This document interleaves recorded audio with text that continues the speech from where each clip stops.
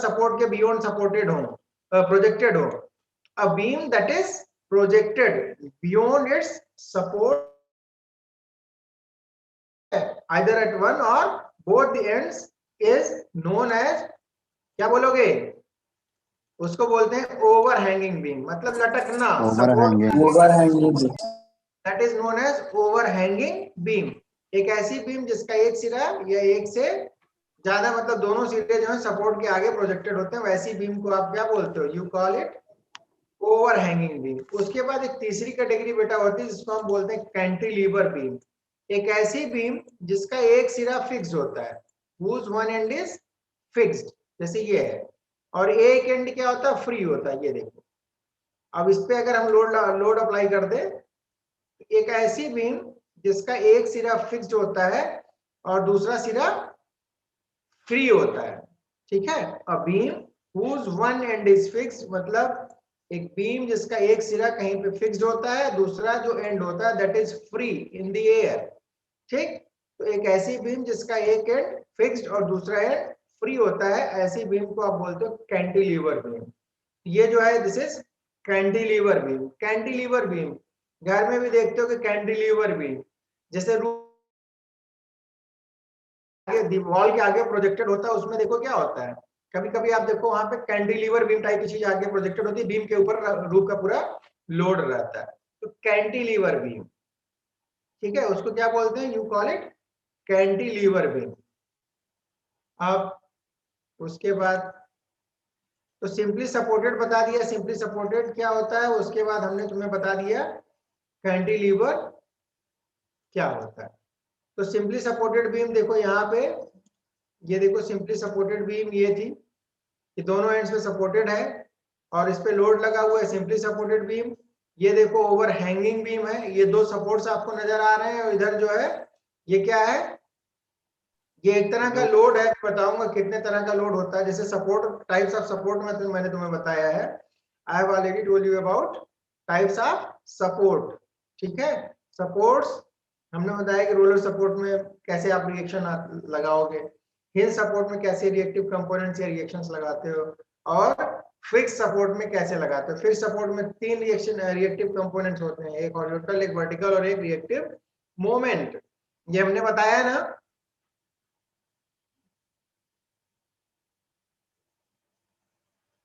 A beam whose one or both ends are projected beyond the support is called overhanging. Cantilever देखो एक and fixed है, दूसरा and free है, उस पे जब कोई लोड लगता है उस बीम को आप क्या बोलते हो, you call it cantilever beam. अच्छा ये बताओ सपोर्ट रिएक्शंस तो बता रखे हैं ना, कैसे सपोर्ट रिएक्शंस आते हैं।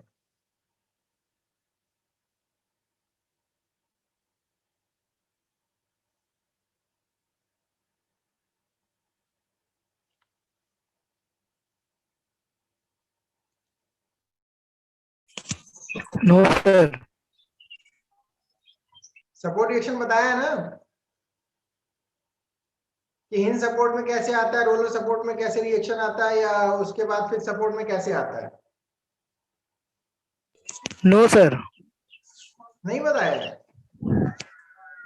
तो फिर ट्रस्ट की प्रॉब्लम ट्यूटोरियल में करवाई तो कैसे करवाई। सर बताया था सर उस प्रॉब्लम जब आप करा रहे थे तब बताया सर आपने एक बार हिंज और रोलर का। हिंज और रोलर का सिर्फ बताया है ना। यस सर कि हिंज का कंपोनेंट निकाल लेते हैं। आप बताते हैं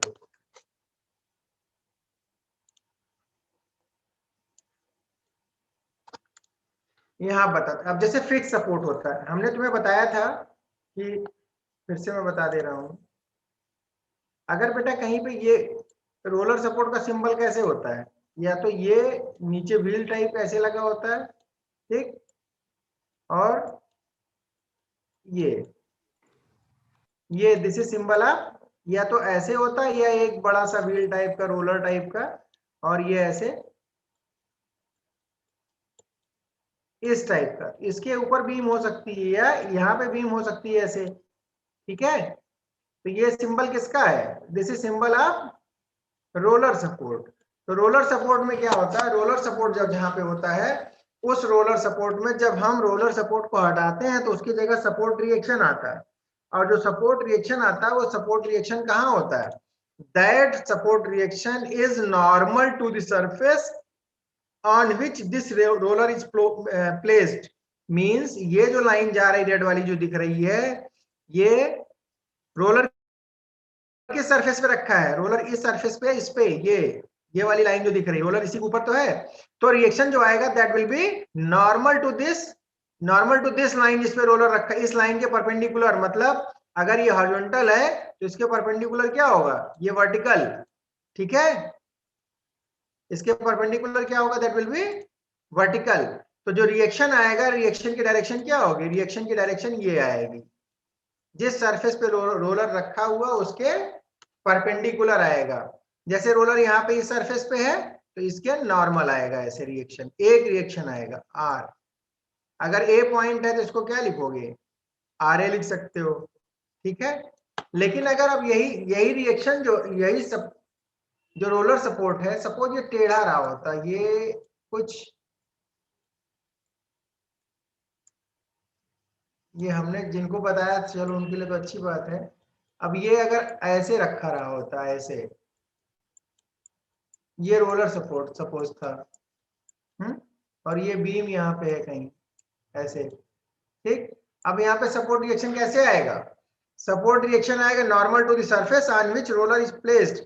रोलर किस पे है, रोलर इस लाइन पे है, ये, तो इसके नॉर्मल मतलब ये, ठीक है। रिएक्शन कहाँ आएगा, रिएक्शन आएगा ऐसे, रिएक्शन हमेशा उस सरफेस के नॉर्मल आएगा जिसपे कि रोलर रखा हुआ, ठीक है। ये रोलर सपोर्ट की बात हो गई, सही है, क्लियर। Yes sir. बात करते हैं हिंज सपोर्ट की। हिंज सपोर्ट में क्या होता है, हिंज सपोर्ट का सिंबल कौन सा होता है, उसमें नीचे व्हील नहीं होता है, या तो ऐसे होगा या ऐसे, हिंज या पिन सपोर्ट टाइप की चीज ऐसे, ये सिंबल होता है। तो इनमें जब इनको हटाते हैं तो इनकी जगह कितने सपोर्ट रिएक्शन आते हैं, हमने बताया तुम्हें, यहाँ पे दो हमेशा आते हैं। रिएक्शन दो सर। एक हॉरिजॉन्टल कंपोनेंट ऐसे आएगा और एक वर्टिकल कंपोनेंट आएगा। सपोज ये ये बीम ऐसे थी, तो जब इस सपोर्ट को हम हटाएंगे, तो ये सपोर्ट को जब हटाएंगे तो यहाँ रिएक्शन के दो कंपोनेंट्स आते हैं, या यहाँ इसको हटाएंगे तब भी ऐसे ही दो कंपोनेंट आएंगे। जैसे यहाँ ये सपोज बीम ऐसे कुछ थी, ऐसे जुड़ी हुई थी पिन से, यहाँ पे कुछ पिन कर रखा है, तो जब इसको हटाएंगे तो अगर ये पॉइंट, अगर ये ए पॉइंट है तो यहाँ पे इसको क्या बोलते हैं, एक होता है आर ए का, इसको आर ए एच बोल सकते हो, आर ए का ए पॉइंट पे जो रिएक्शन उसका हॉरिजॉन्टल कंपोनेंट, और इसको बोल सकते हो आर ए का वर्टिकल कंपोनेंट। कहीं कहीं बुक में देखोगे इसको ऐसे भी लिख रखा होगा ए वी, ठीक है, या ए वाई लिखा होगा, आर नहीं लिखा होगा, मतलब अलग अलग नोटेशन है। नोटेशन चक्कर में जाना, आपको ये जानना है कि रिएक्शन के दो कंपोनेंट्स, एक हॉरिजॉन्टल और एक वर्टिकल कंपोनेंट्स आएंगे, ठीक है। ये तो हो गया आपका हिंज या पिन सपोर्ट के केस में। उसी तरह से अब अगला जो सपोर्ट होता है दैट इज फिक्स्ड सपोर्ट। तो जब फिक्स्ड सपोर्ट की आप बात करोगे, फिक्स्ड सपोर्ट जब होता है तो फिक्स्ड सपोर्ट का सिंबल तो ये होता है, ये ऐसे,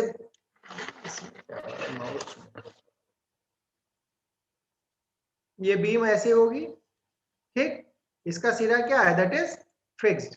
अब जब इस फिक्स्ड एंड का हम जब इसका एफबीडी बनाएंगे, इस वाले एंड का, तो यहाँ पे जब एफबीडी बनाओगे, ये जो बीम है ये आगे पीछे जा सकती है नहीं, इस बीम को आगे खींचो नहीं जाएगी, जाहिर सी बात है। इस बीम को अगर आप अप डाउन ऊपर नीचे ले जाना चाहो, जाएगी नहीं जाएगी। इस बीम को रोटेट कराना चाहो, रोटेशन होगा नहीं होगा। तो तीनों तरफ के मूवमेंट इसके रिस्ट्रिक्टेड है, इसीलिए यहाँ पे रिएक्शन के तीन कंपोनेंट्स बेटा आते हैं, एक ऐसे आए, एक प्रॉब्लम, एक ये कम ऐसे,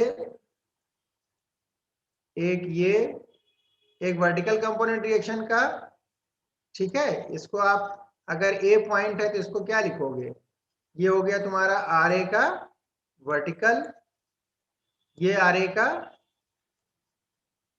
ए पॉइंट पे जो रिएक्शन आया उसका हॉरिजॉन्टल।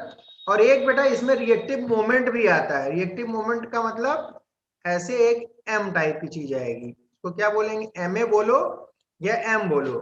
रिएक्टिव मोमेंट मतलब अगर इसमें रोटेशन भी होना होगा तो वो फ्री नहीं है, उसके वहां पे रिएक्शन आएगा। इसमें तीनों डायरेक्शन में मूवमेंट जो है इसका तीनों डायरेक्शन में मोशन रिस्ट्रिक्टेड है, इसलिए तीन तरफ से रिएक्शन आ रहा है। जब फिक्स सपोर्ट को हम हटाते हैं, जैसे कैंटिलीवर बीम में ये नजर आ रहा होगा आपको यहाँ पे, जब फिक्स सपोर्ट को हटाएंगे तो यहाँ पे रिएक्शन के कितने कंपोनेंट्स आएंगे? यहाँ पे रिएक्शन के तीन कंपोनेंट्स आएंगे। एक आरसी का ये वर्टिकल कंपोनेंट हो गया, एक आरसी का ये हॉरिजॉन्टल कंपोनेंट हो गया, और एक ये मोमेंट हो गया M.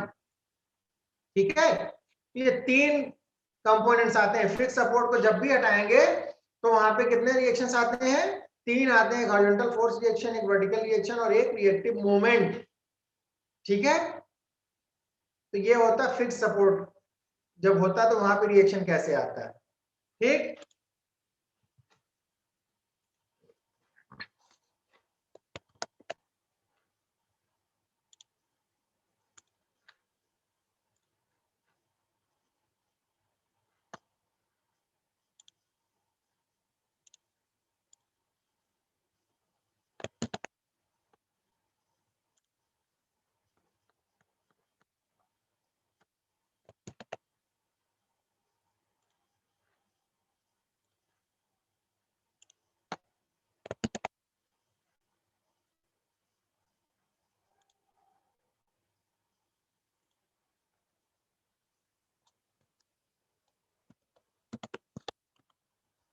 Sixteen 10 hours.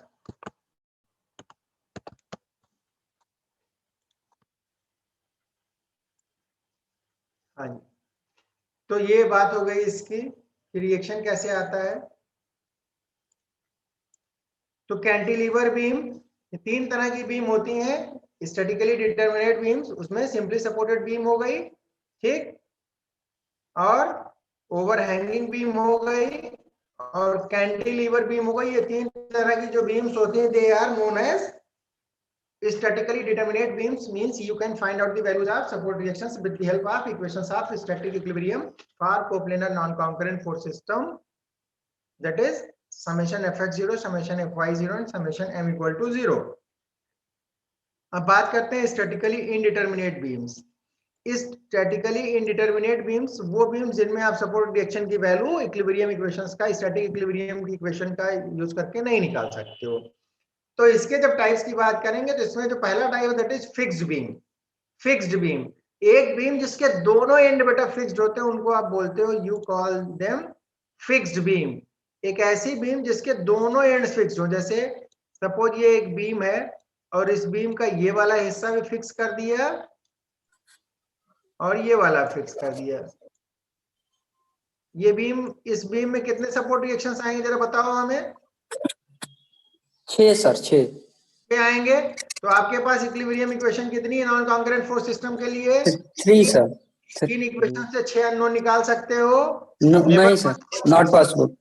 Not possible, इसीलिए इसको बोलते हैं स्टैटिकली इनडिटरमिनेट बीम्स। बीम, तो a beam whose both the ends are fixed is called fixed beam. This is fixed beam, ये जो दिख रही है, क्योंकि 6 सपोर्ट रिएक्शन आएंगे, आप नहीं निकाल पाओगे उन तीन इक्वेशन से। उसके बाद नेक्स्ट की बात करो, अगला जो है दैट इज कॉन्टिन्यूअस बीम।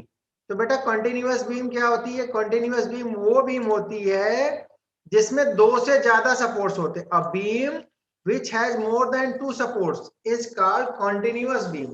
एक बीम जिसमें क्या होता है, अगर 2 से ज्यादा सपोर्ट्स हैं, a beam that is supported at more than 2 points, 2 point से ज्यादा पे सपोर्टेड है, ऐसी बीम को आप क्या बोलते हो? Continuous beam. तो उस केस में भी ये जो अननोन्स की वैल्यूज है बेटा, अननोन्स की वैल्यूज कितनी हो जाएंगी? इसमें डायग्राम नहीं है। अब जैसे मान लो यही एक बीम थी, इस बीम को, ये सपोज एक बीम है, इस बीम में अगर 2 से ज्यादा सपोर्ट लगा दें, ठीक है, 2 से ज्यादा पॉइंट पे सपोर्ट इस पे लगा दिए, सपोज एक जगह ये रोलर सपोर्ट लगा रखा है, ठीक, फिर ऐसे ही या आप हिंज सपोर्ट या इस टाइप का सपोर्ट लगा दिए, फिर इधर एक रोलर सपोर्ट लगा दिए।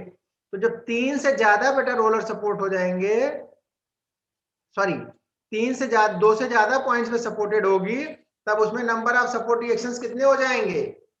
They will be more than 3, 3 3 से ज्यादा हो जाएंगे अगर, क्योंकि देखो एक रोलर, 2 रोलर सपोर्ट हो सकता है, एक हिंज सपोर्ट तो आना ही आना है स्टेबल बनाने के लिए। मान लो कोई फोर्स ऐसे लगा हुआ है, ठीक, ऐसे भी तो लग सकता है मान लो बीम पे इंक्लाइन, तो उसमें हॉरिजॉन्टल वाला हॉरिजॉन्टल को बैलेंस करेगा, वर्टिकल वाला वर्टिकल को बैलेंस करता है। तो इस केस में क्या होगा, there will be more than 3 unknowns, unknown reactions. तो उस केस में आप क्या कर पाओगे, सपोर्ट रिएक्शंस की वैल्यू इक्विलिब्रियम इक्वेशंस का यूज करके नहीं निकाल पाओगे। Summation fx0, summation fy0, summation m equal to 0। आपके पास 3 इक्वेशन है, जो अननोन है वो 3 से ज्यादा रहेंगे, so you will not be able to determine the support reactions। ये इसी को बोलते हैं continuous beam, a beam that is supported at more than 2 points। ठीक है बेटा। उसके बाद अगला जो टाइप है that is statically indeterminate beam का अगला जो टाइप है that is propped cantilever beam. What is that is propped cantilever beam. ये कैंटिलीवर बीम का ये टाइप होता है। जैसे कैंटिलीवर बीम तुम्हें पता है कि कैंटिलीवर बीम कैसे होती है, ये कैंटिलीवर बीम ऐसे होती है, एक तरफ फिक्स्ड है और एक तरफ फ्री है। तो अब कैंटिलीवर बीम पे मान लो लोड लगा हुआ है ऐसे, ठीक, तो कैंटिलीवर बीम एक तरफ फिक्स्ड है और एक तरफ फ्री है और इस पे लगा हुआ है सपोज लोड। तो ये अगर इस बीम की टेंडेंसी क्या होगी, ये बीम कैसे जाएगी, अगर इस बीम की टेंडेंसी देखो तो ये बीम कैसे मुड़ेगी, ये बीम ऐसे डिफ्लेक्ट कर जाएगी ना, क्योंकि जिधर फ्री एंड है यस सर। भाई आप इधर लगाओगे तो क्या होगा, बीम ऐसे डिफ्लेक्ट होगी, ये वाला हिस्सा नीचे आएगा, ए वाला एंड जो नजर आ रहा है दैट विल कम डाउन, नीचे आएगा, तो बीम ऐसे डिफ्लेक्ट हो जाएगी।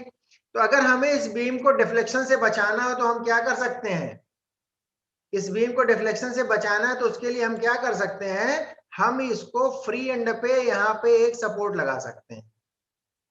जो इसका फ्री एंड है, अगर यहाँ पे रोलर सपोर्ट या हिंज सपोर्ट कुछ लगा दें तो क्या होगा, बीम अब जाएगी नीचे, नहीं सर। अब नहीं जाएगी, अब ये सीधी रहेगी। तो जब कैंटिलीवर बीम के फ्री एंड पे हम क्या करते हैं, एक सपोर्ट रिएक्शन लगा देते हैं, सिंपल सपोर्ट लगा देते हैं, तब जो कैंटिलीवर बीम होती है उसको आप क्या बोलते हैं, प्रॉप्ड कैंटिलीवर बीम। क्या बोलेंगे, प्रॉप्ड। ये देखो this is propped cantilever beam. ये कैंटिलीवर बीम का एक्सटेंडेड वर्जन है जिसमें फ्री एंड पे एक सपोर्ट लगा देते ताकि बेंड ना हो, ताकि डिफ्लेक्ट ना हो बीम। तो इसमें कितने रिएक्शन होंगे, 3 तो इधर आएंगे फिक्स्ड वाले पे और एक एटलीस्ट इधर आएगा, तो कितने सपोर्ट रिएक्शन हो गए, 4। तो इक्वेशन आपके पास 3 निकाल पाओगे, नहीं निकाल पाओगे। ठीक है, इक्विलिब्रियम इक्वेशंस का यूज करके आप इसको सपोर्ट रिएक्शंस की वैल्यू इसमें नहीं निकाल पाओगे, इसीलिए इसको भी बोलते हैं स्टैटिकली इनडिटरमिनेट बीम। तो टोटल 6 तरह की बीम बताई, 3 स्टैटिकली डिटरमिनेट और 3 स्टैटिकली इनडिटरमिनेट। स्टैटिकली डिटरमिनेट कौन सी हो गई तुम्हारी, simply supported beam, overhanging beam, cantilever beam, they are simply supported beams. और which are statically indeterminate beams, they are क्या, फिक्स्ड बीम और propped cantilever beam and continuous beam, continuous beams. ये हो गई, ये बीम के टाइप्स हो गए। ठीक है, अब उसके बाद बात करते हैं टाइप्स ऑफ लोड की, कितने तरह का लोड बीम पे लग सकता है। ठीक है, एक बीम पे कितने तरह का लोड लग सकता है। तो अभी आपने जो, अभी आपको हमने जो बताया है, जो भी डायग्राम बनाया है, उसमें ज्यादातर में देखो पॉइंट लोड लगा हुआ, क्या लगा हुआ है, ज्यादातर लोड हमने इसी टाइप वाले लगा के बताए हैं आपको। जो भी प्रॉब्लम तुमने सॉल्व की होगी अभी तक कोर्स सिस्टम में, उसमें लोड कैसा रहता है, लोड ऐसे ही रहता है, पॉइंट लोड, या जो सारा लोड है that is acting at a point, या the load is concentrated at a point. इसको पॉइंट लोड या कंसंट्रेटेड लोड भी बोलते हैं, पॉइंट लोड और this is also known as concentrated load. तो पॉइंट लोड और कंसंट्रेटेड लोड, तो इसमें अगर हम देखें तो ये पॉइंट लोड यहाँ पे नजर आ रहा है, point load it acts at some point, ये तो नाम से ही पता चल रहा है। ठीक है, और उसके बाद पॉइंट लोड के बाद क्या होता है, अगला जो लोड होता है बेटा, नेक्स्ट टाइप का जो लोड होता है उसको बोलते हैं यूडीएल। उसका सिंबल कैसा होता है? यूडीएल। यूडीएल का मतलब यूनिफॉर्मली डिस्ट्रीब्यूटेड लोड, एक समान रूप से फैला हुआ, एक समान रूप से वितरित लोड, यूनिफॉर्मली डिस्ट्रीब्यूटेड लोड। तो यूनिफॉर्मली डिस्ट्रीब्यूटेड लोड को बेटा ऐसे, या तो स्प्रिंग जैसा ये सिंबल इसका ऐसे बनता है जैसे ये बना हुआ है, एक हाइट सेम हाइट पे ये, या तो ये रेक्टेंगल जैसी चीज ऐसे बनती है बीम पे, ये ऐसे बना देंगे, ऐसे बना के इसमें अब ये एरो से लोड की डायरेक्शन बताएंगे। तो या तो इसका सिंबल ऐसा होगा, ठीक है, मान लो ये बीम है, तो बीम पे या तो इसका सिंबल रेक्टेंगल जैसा बना के, ये रेक्टेंगल जैसे बनाया और उसमें क्या किया, एरो ऐसे बना दिए, तो एरो क्या बताएगा, वो बताएगा कि लोड डाउनवर्ड डायरेक्शन। तो हाइट, क्योंकि देखो ये रेक्टेंगल की हाइट हर जगह सेम है, तो इसको क्या बोलेंगे, यूनिफॉर्मली डिस्ट्रीब्यूटेड लोड, समान रूप से फैला हुआ है। तो ये बताओ अगर ये लोड जो है x मीटर पे लगा हुआ है, ये लोड कितनी दूर पे लगा हुआ है, सपोज x लेंथ पे लगा हुआ है, बीम की x लेंथ पे सपोज ये लोड लगा हुआ है, और इसकी इंटेंसिटी जो होती है, यहाँ हमेशा देखो यूडीएल की जो इंटेंसिटी होगी वो ऐसे लिखी जाती है, वो लिखते क्या, ऐसे एरो बना के लिखेंगे, W या ओमेगा जो भी समझो, न्यूटन पर मीटर या न्यूटन पर सेंटीमीटर, न्यूटन पर मिलीमीटर, किलो न्यूटन पर सेंटीमीटर, मतलब लोड पर यूनिट लेंथ यहाँ पे दिया रहता है। इसके साथ जो यूडीएल गिवन होगी उसके साथ क्या होगा, लोड पर यूनिट लेंथ, उसकी इंटेंसिटी होती है, that is load per unit length लिखा रहेगा। और सपोज x लेंथ पे लगा हुआ, तो इस टोटल लोड की what will be the total value, what will be the value of this total load, इस पूरे यूडीएल का लोड कितना होगा, ये पूरा कितना होगा, इंटेंसिटी जो भी है दैट इनटू स्पैन, कितनी दूर पे लगा हुआ है। जैसे मान लो W न्यूटन पर मीटर है, x मीटर पे लगा है, तो इस टोटल लोड की वैल्यू क्या हो गई, दिस बिकम्स WX होगा ना। और ये WX जब हमको प्रॉब्लम सॉल्व करनी होती है, तो वहां पे हम यूडीएल या यूवीएल जो भी हर तरह के लोड को भी convert all type of loads into point load. बिना पॉइंट लोड में कन्वर्ट किया आप मोमेंट वगैरह कैसे ले लोगे, तो हम हर तरह के लोड को पॉइंट लोड में कन्वर्ट करते हैं।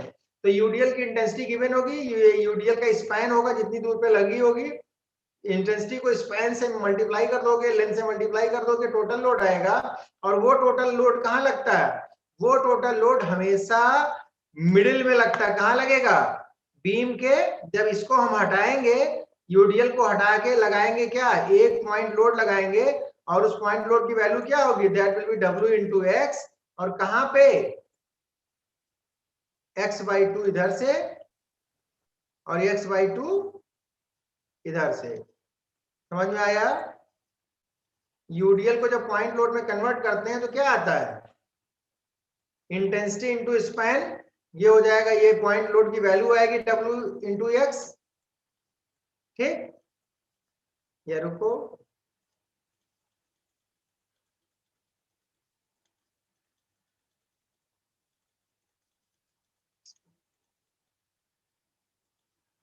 तो अगर इसी को बनाना होता हमें, अब इसको हमको जब पॉइंट लोड में कन्वर्ट करना होता तो ए पॉइंट, बी पॉइंट, ठीक, और ये इसी के नीचे वाला ये पॉइंट जो आ रहा, इसको हटा के जब पॉइंट लोड लगाएंगे तो पॉइंट लोड मिड पॉइंट पे आएगा। ये सपोज ये वाला पॉइंट सी था और ये वाला पॉइंट डी था, सी और डी के बीच की डिस्टेंस दैट इज एक्स। तो ये लोड कितना आएगा, ये लोड होगा W इंटू एक्स। ठीक है बच्चों, और ये दूरी क्या, सी पॉइंट सपोज यहाँ है और डी पॉइंट यहाँ पे था, तो ये सी से ये वाली डिस्टेंस कितनी होगी, दिस विल बी x/2, और इधर वाली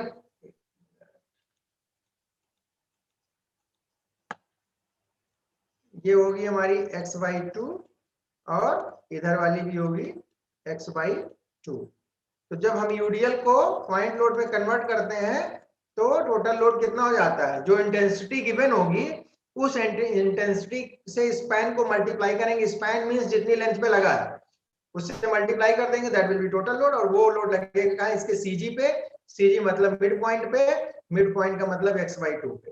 दोनों उससे। ठीक है, ये कहानी हो गई यूडीएल या यूनिफॉर्मली डिस्ट्रीब्यूटेड लोड की। ऐसे ही एक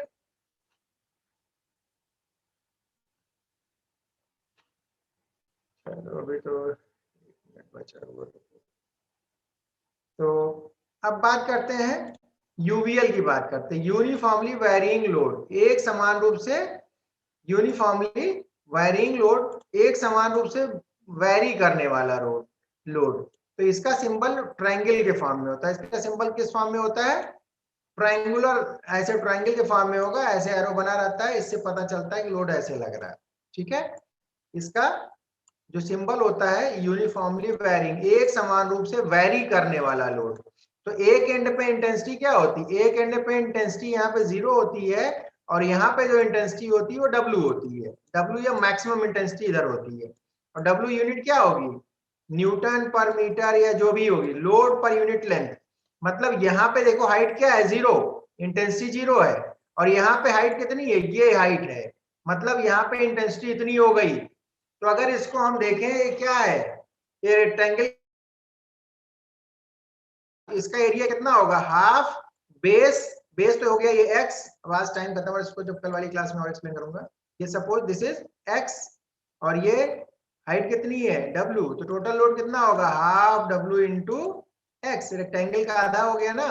और ये लोड लगता है सीजी पे, इस ट्रायंगुलर एरिया के सीजी पे। तो सीजी इसका कहाँ होता है? यहाँ पे होता है, हायर एंड से x/3 डिस्टेंस पे। ठीक है, जब हम इसको पॉइंट लोड में कन्वर्ट करते हैं, एक पॉइंट लोड आएगा half into W into x के बराबर, और